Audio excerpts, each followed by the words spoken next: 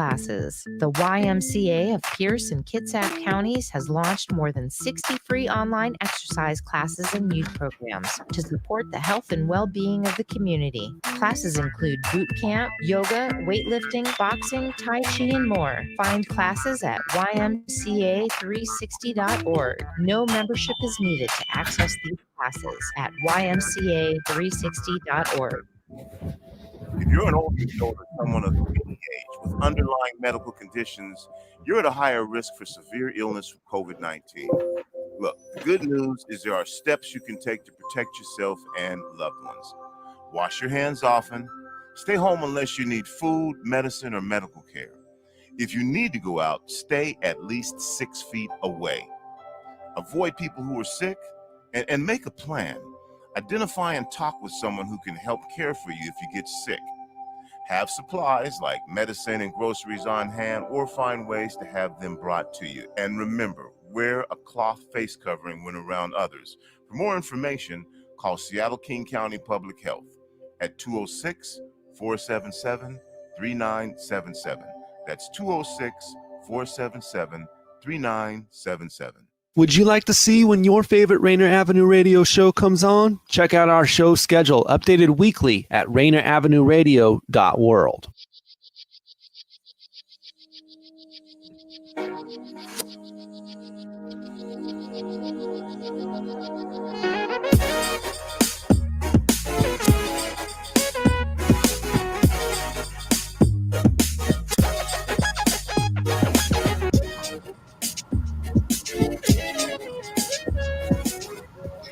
Hello, you're listening to the news on Rainier Avenue Radio.world. I'm Kendra. And I'm Asher. Today is Monday, December 28th.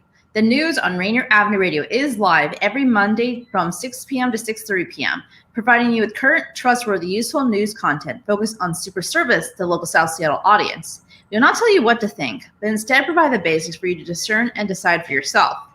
Tonight, we'll talk about Hank Adams and Phil Negro's deaths, Trump signing the aid bill, and coronavirus rates around the world. Now, onto the local news. Maybe it was freezing fog that caused collisions in some parts of the Puget Sound area Monday morning, but it's more likely the classic combination of wet roads and icy temperatures that played a role closer to Seattle, according to the National Weather Service in Seattle. Freezing fog can't happen, and the Weather Service tweeted a warning about it on Sunday. WSDOT implores drivers to remain vigilant for icy conditions this week, the Seattle Times reports. The patchy fog should mostly burn off by the afternoon, with fog returning Tuesday morning. Tuesday will remain mostly cloudy, with a southerly weather system bringing rain, wind, and mountain snow Tuesday night into Wednesday. A very active weather pattern is setting up shop this final week of 2020 that looks to hold into the new year, with 2 storms in particular set to bring several feet of new snow to the Cascades. Per Como News, the first storm is heading our way for Wednesday into Thursday morning. Forecast models expect about 12 to 18 inches of new snow, with potentially higher amounts up to 2 feet near Mount Baker. A winter storm watch has been issued above 2,500 feet from late Tuesday night into Thursday morning. Snow levels are expected to remain low past levels for this event, meaning heavy snow is likely both Snoqualmie and Stephen Passes. In the lowlands, it's just as chilly rain, though enough rain is expected to drive the Snoqualmie River to moderate flood stage by later Wednesday into Thursday. An even stronger storm is expected later Friday through the weekend.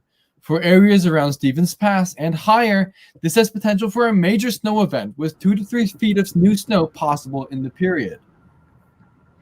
Nearly 100,000 Washingtonians will receive one-time $550 pandemic relief payments from the state to offset a lapse in federal pandemic unemployment assistance benefits. Per Patch.com, Governor Inslee authorized the $45 million in state dollars after President Trump's delayed signing a federal spending bill that includes a $900 billion pandemic relief package. Those eligible include more than 94,000 people whose PUA benefits were active as of November 21st.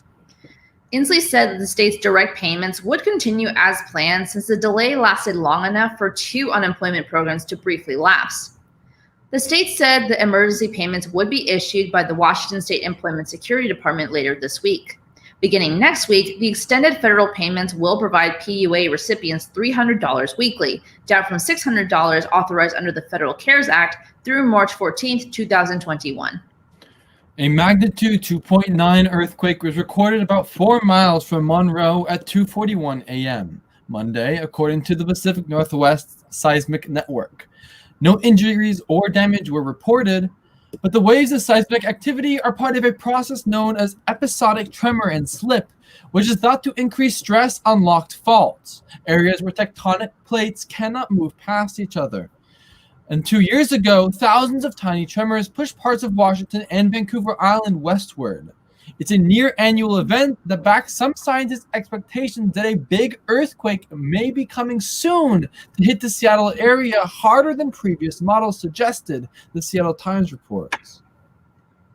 Officials with the Washington Department of Ecology are in the process of removing the train cars that derailed last week in Whatcom County. Per Como News, the cause of the derailment is still unknown. The tanker train hauling crude oil derailed near the town of Custer, Washington on December 22nd, and about 6 cars derailed.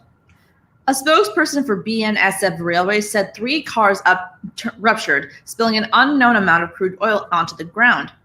Crews worked through the entire weekend to remove the remaining oil from the train cars and will transport it to a refinery in Ferndale. Once that's finished, the train cars can start being removed. Hank Adams, one of Indian country's most prolific thinkers and strategists, died at 77 on Friday at St. Peter's Hospital in Olympia, according to the Northwest Indian Fisheries Commission. Adams was called the quote-unquote most important Indian by influential Native American rights activist and author Vine Deloria Jr. because he was involved with nearly every major event in Native American history from the 1960s onward.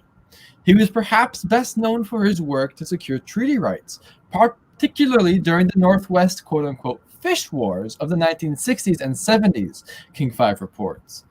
It was from many trips to jail for civil disobedience that treaty-protected fishing rights were finally upheld in the historic Bolt decision in the United States Supreme Court, which affirmed the tribal right to fish in the usual and accustomed places in common with other citizens.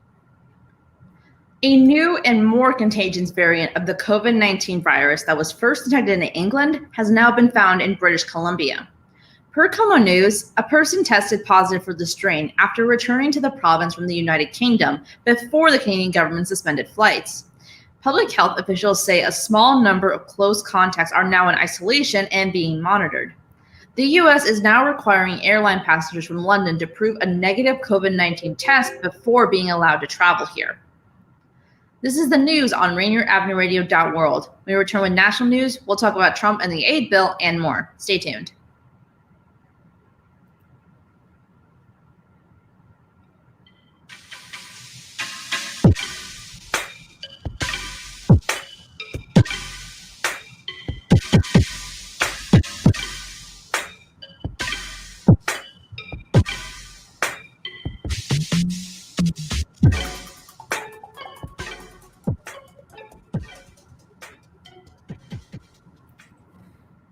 Welcome back to Rainier Avenue Radio.world. This is the national news.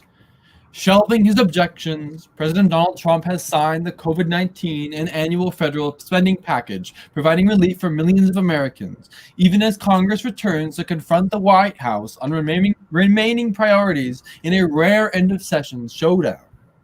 While the president's demands for larger $2,000 pandemic relief checks seem destined to fail, his push served up a political opportunity for Democrats who support the larger stipends and are forcing Trump's Republican allies into a tough spot. Per AP, the House is set to vote to boost its $600 payments to $2,000 today, sending a new bill to the Senate where it is kind of destined to fail. The $900 billion COVID aid and $1.4 trillion in government funding will deliver long-sought cash to businesses and individuals and avert a federal government shutdown that otherwise would have started Tuesday. Speaking of, as part of the $900 billion coronavirus relief package, the U.S. government will allow mixed-status households with undocumented family members to receive stimulus checks that they were denied under the first round of legislation in spring.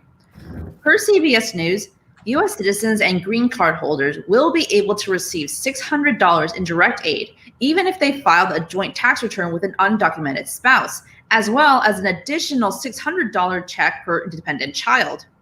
The new compromise will also retroactively make mixed status families with one Social Security number holder eligible for the $1,200 per household and $500 per child checks allocated by the CARES Act, which was enacted in late March. Like in the spring, undocumented immigrants or other non-citizens who do not have Social Security numbers and filed individual tax returns will not be entitled to stimulus checks under the winter relief package. U.S. citizen children without a parent with a Social Security number will also remain ineligible for the aid. The United States recorded more than 15,000 deaths from COVID-19 and over 1.2 million new cases in the last week, though those numbers may be artificially low due to reporting gaps over the Christmas holiday. Reported deaths fell 17% in the week ended December 27th, and new cases fell 16%, the first declines in both figures since the week after Thanksgiving holiday, Reuters reports. Weekly cases and deaths have otherwise been rising since early October. Dr. Anthony Fauci has warned about a likely post-holiday surge. Quote, "If you look at the slope, the incline of cases that we have experienced as we have gone into the late fall and soon to be early winter, it is really quite troubling," he said on CNN on Sunday. A U.S. Army sergeant has been charged in the deaths of 3 people and the wounding of 3 more in a shooting at an Illinois bowling alley, authorities said on Sunday. Duke Webb, who was on leave when the shootings occurred, was taken into custody shortly after the shooting, Police Chief Dan O'Shea said at a news conference Sunday morning. The U.S. Army said Webb was a Special Forces Assistant Operations and Intelligence Sergeant assigned to Camp Bull Simons at Glenn Air Force Base, Florida. The Rockford Register-Star reported that 2020 has been the city's deadliest year for homicides, according to records that date back to 1965. 35 people have been killed in the city this year, breaking the previous record of 31 from 1996, The Guardian reports. One of the Tyson food managers was fired for betting on how many workers would contract COVID-19 at an Iowa pork plant. Per AP News, he said the office pool was spontaneous fun and intended to boost morale. County officials said last May that more than 1,000 workers tested positive for the virus, which hospitalized several and killed at least 6. They have blasted Tyson for not initially providing workers with adequate protective gear and for idling the plant only after the outbreak had ripped through the city. Lawmakers for the states of 4 dead workers have portrayed the betting pool as indicative of the company's callous attitude toward health and safety. They have alleged that managers downplay the severity of the virus, at times allowing or encouraging employees to work while sick. Tribes across the nation are working to protect elder members who serve as honored links to customs passed from one generation to the next. According to AP News, the efforts to deliver protective gear, meals, and vaccines are more than about saving lives. Tribal elders often possess unique knowledge of language and history that is all the more valuable because tribes commonly pass their traditions down orally. That means that losing elders to the virus could wipe out irreplaceable pieces of culture. In Oklahoma, the Cherokee Nation has increased food distributions to elders and offered financial aid to those who are struggling to pay rent or utilities. The Blackfeet in Montana is helping the tribe's 600-plus members connect with elders who need support.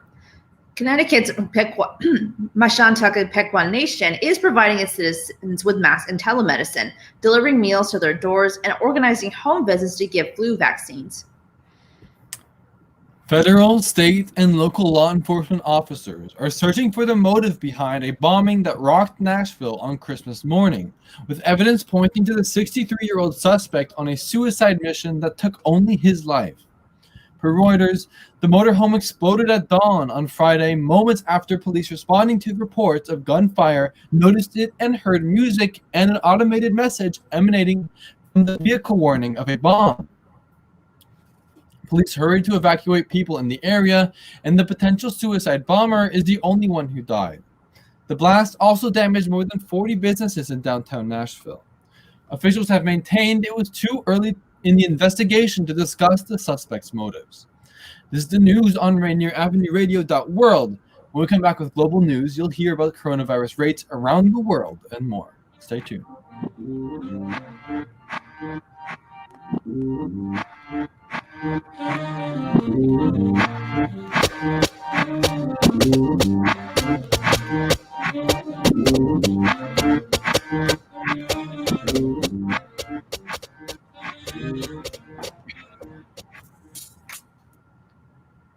Welcome back to Rainier Avenue Radio.world. This is the global news. India's major grain-growing state of Punjab asked police to crack down on farmers and sympathizers vandalizing telecommunication masts as they intensify their weeks-long protests against farm deregulation.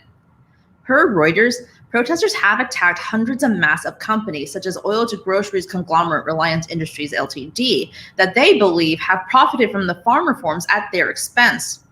Tens of thousands of farmers are camping out on highways near New Delhi, demanding a repeal of the new laws they fear will lead to corporate dominance of the farm sector and erode their incomes.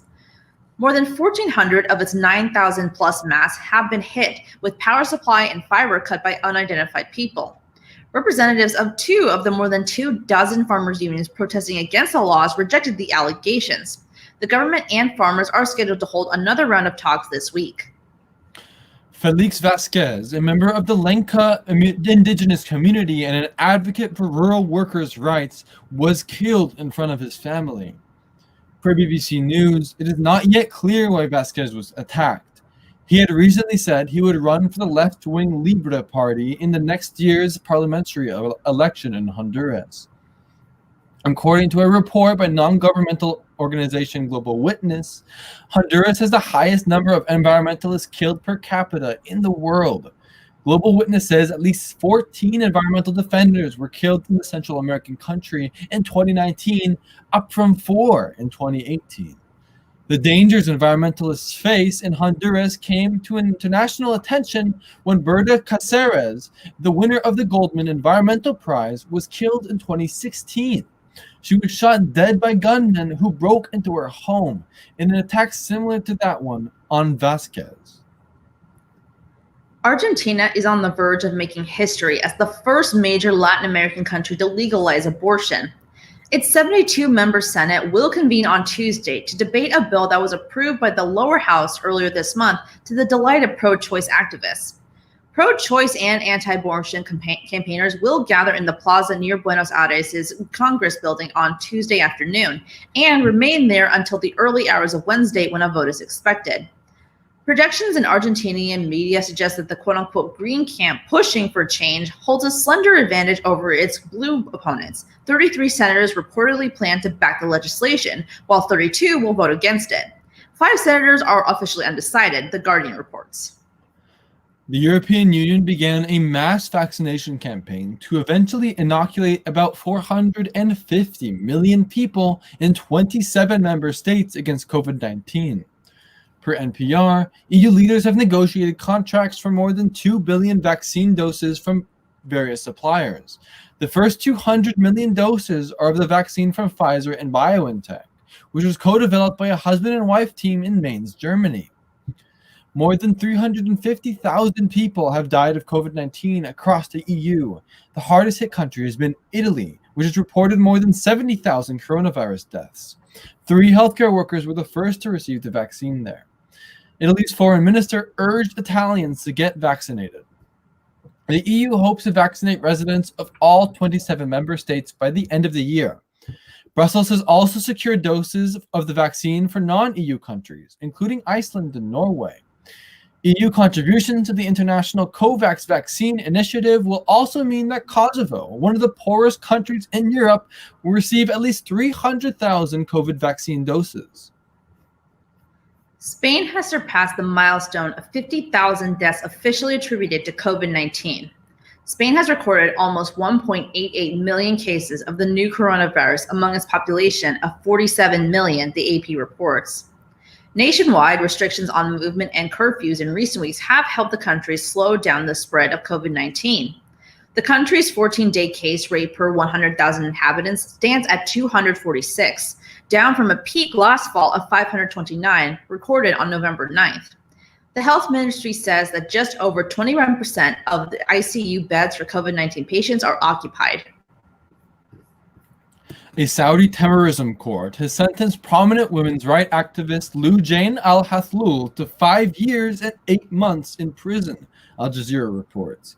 State-linked Saudi news outlet Sabak reported on Monday that al-Hathlul has been found guilty by the courts on charges including agitating for change, pursuing a foreign agenda, and using the internet to harm public order. Al-Hathlul has been in custody since 2018 after being arrested, along with at least a dozen other women's rights activists. Her case and her imprisonment have drawn criticism from rights groups, members of the U.S. Congress, and European Union lawmakers. A Reuters cameraman was arrested in the Ethiopian capital of Addis Ababa and will be kept in custody for at least 2 weeks. Reuters reports that he has not been charged. Reuters news agency strongly condemned the cameraman's arrest, as well as the beating of a Reuters photographer by 2 Ethiopian federal police officers on December 16th. There is government pressure on journalists for some international news outlets, which have been covering the conflict in Ethiopia's northern Tigray region, where government forces have been battling the former ruling party, the Tigray People's Liberation Front, or TPLF.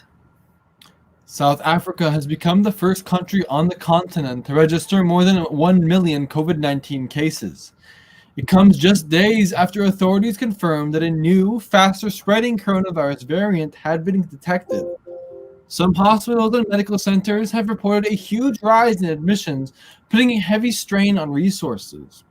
President Cyril Ramaphosa is widely expected to announce tougher restrictions to prevent the virus from spreading further. Earlier this week, the UK banned travel from South Africa because of the new variant. Another COVID variant has already been detected in the UK, although they have evolved separately. This is the news on Rainier Avenue Radio.world. When we come back with sports, we'll talk about Neymar's most recent controversy and more. Stay tuned.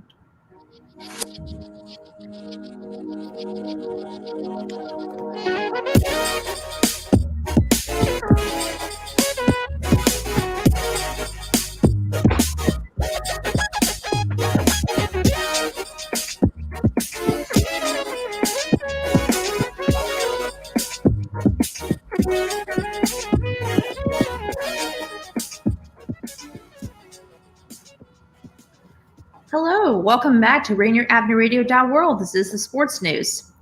On Sunday, the Seahawks claimed the NFC West title for the 20-9 victory over the Los Angeles Rams, carried by a revitalized defense and some clutch play from Russell Wilson. Per Como News, Russell Wilson scored a 4-yard run on the opening drive of the second half and clinched the division crown with a 13-yard touchdown pass to Jacob Hollister with 2 minutes and 51 seconds remaining. It's the first division title since 2016 for Seattle, 11-4, and the 5th since Pete Carroll arrived in 2010. Carroll had linebacker KJ Wright, the longest tenured Seahawks player, speak in the locker room after the game. The Rams became the 5th straight opponent held under 20 points by Seattle, something accomplished 4 other times in franchise history, and not since 2014, the last time the Seahawks reached the Super Bowl. You can hear a more thorough breakdown of Sunday's game tonight on Monday Night Sports. It's hard to decide who's been more dominant in men's college basketball this season, Gonzaga or the whole Big Ten Conference. The Bulldogs remained the clear-cut number 1 on Monday, earning 62 of 64 first-place votes in the Associated Press poll after their latest win over a top 25 foe, while the Big Ten placed 9 teams on the poll, with Wisconsin and Iowa in the top 10. Quote, "They're so potent offensively. They're so well coached. They have such talent. Our lack of athleticism showed. They have such athletic guys, and they're all veterans in all spots, I think," said Cavaliers coach Tony Bennett. Stanford Cardinal beat then number 10 UCLA 61-49 on December 21st, pulling away late in the only game ranked between opponents last week. Per ESPN, Stanford again received 26 first-place votes from a 30-member national media panel. Coach Tara Vanderveer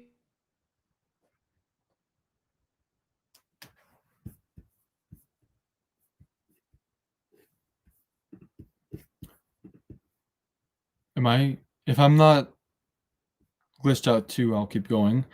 While Stanford stayed number 1 in pro women's basketball, there was little movement among the next teams. Louisville remained number 2, while North Carolina State moved up to 3rd, edging UConn by a point in the poll. Baylor, South Oregon. Carolina stayed 5th. The Huskies won their lone game last week, routing Villanova, but lost 2 points in the voting. Arizona remained 6th, followed by Baylor, Oregon, and Texas A&M. Arkansas switched places with UCLA to move into the top 10 for the first time since January 20th, 2003. Kendra, you can take on from here. Gotcha. No problem. The Washington football team released quarterback Dwayne Haskins one day after he was benched in a loss for the Carolina Panthers. Per ESPN, this came hours after he was demoted behind a player signed to the practice squad less than a month ago. The release occurs 1 week after a maskless Haskins was photographed at his girlfriend's birthday with strippers. Hours after a loss to Seattle, Washington fined Haskins $40,000 for his second breach of COVID-19 protocols and took away his captaincy. Earlier in the season, Haskins was fined for making a reservation for a family friend at the team hotel the night before a game in New York. Haskins also failed to produce and on Sunday was outplayed by Taylor Heineken. The team was frustrated that Haskins would go through his progressions incorrectly with how he'd set his protections, subtle but vital parts of the position. ESPN reports that Heisman Trophy finalists Mac Jones and Devonta Smith have been selected to the Associated Press All-America team, leading a contingent of 5 Alabama players on the first-team offense. Crimson Tide running back Najee Harris, tackle Alex Leatherwood, and center Landon Dickerson are also first-team selections. Number 1, Alabama is the first team since 1980, when the AP All-America team began featuring 2 wide receivers and 2 running backs to place a quarterback, running back, and receiver on the first team. The Brazil footballer Neymar has been accused of dancing on the graves of coronavirus victims after throwing a week-long New Year's Eve party for the scores of celebrity guests despite a surge of COVID-19 infections and deaths. Brazilian media reports claim that the quote-unquote Neymar-palooza festivities kicked off on Saturday on a seafront mansion in a beach town in Rio de Janeiro state. Authorities have canceled Copacabana Beach's New Year's Eve celebrations, and health experts are imploring residents to stay at home, with hospitals and intensive care units reaching capacity. President Bolsonaro, who has downplayed COVID and flouted containment measures, has faced international criticism for what one newspaper recently called his quote-unquote homicidally negligent response. Neymar has emerged as one of Bolsonaro's most famous supporters, making several public appearances with the right-wing president, The Guardian reports. Phil Niekro, the longtime stalwart of the Atlanta Braves rotation, died after a lengthy fight with cancer, his team announced Sunday. He was 81. The Braves said Niekro died Saturday night in his sleep. He lived in the Atlanta suburb of Flowery Branch, where the main thoroughfare bears his name. He was the 7th Hall of Famer to die this year, the most sitting members to pass away in a calendar year, according to spokesman John Shostakofsky. The others were Lou Brock, Whitey Ford, Bob Gibson, Al Kaline, Joe Morgan, and Tom Seaver. Niekro won 318 games over his 24-year career, which finally ended in 1987, at age 48, after he made one final start for the Braves. The right-hander was a 5-time All-Star who had 3 20-win seasons with Atlanta, AP reports. Now it's time to go over tonight's show plugs. After this, Monday Night Sports is going to break down the latest Seahawks games and more, hosted by Rick Dupree and Seahawks legend Edwin Bailey. And after that, host Granville Emerson, Pepe, and Lil O will be talking about the latest news in the NFL, NBA, and other noticeable sports stories on Lidline Sports live, Mondays at 7 p.m. Pacific Time on Rainier Avenue Radio. Call in with your thoughts and opinions on the live RAR hotline at 206-290-9685. That's 206-290-9685. This has been the news on RainierAvenueRadio.world. Thanks for watching, and we'll see you Wednesday.